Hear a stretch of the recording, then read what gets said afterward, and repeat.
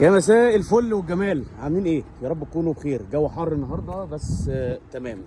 عايز اوريكم بس الاكليبس كروس بعد ما اتغلفت بالبابلز واللزق الابيض. ادي لكم الجميل بتاعي، دفع الرباعي اعلى فئه.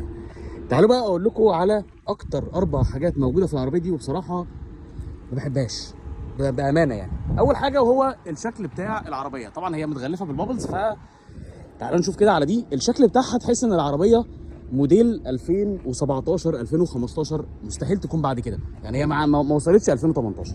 شكلها بصراحه مش احسن حاجه. تاني حاجه وهو برضو المفتاح بتاعها فقير، ما فيهوش اي حاجه. هو يعني عارف، عربيه عاديه، مش عربيه دفع رباعي وبتاع واوبشن والجو ده. لا، عربيه بسيطه جدا جدا جدا.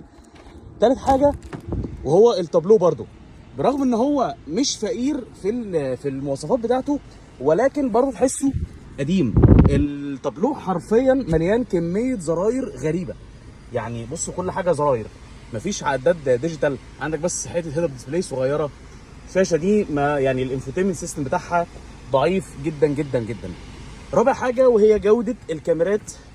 ال 360 اللي موجوده على الكاميرا فعلا جودتها ضعيفه جدا جدا، لا تليق بعربيه موديل 2025. بلس ان نظام الانفوتينمنت سيستم اللي فيها ضعيف جدا. بصوا مفيش اي حاجه، يعني ولا فيها ابل كار بلاي ولا اندرويد اوتو. فهي حاجات بسيطه، ولكن عارف بتفرق. احنا في 25 يا جماعه، مش 2017. فالعربيه دي كانت محتاجه، كان شكلها يبقى احسن شويه.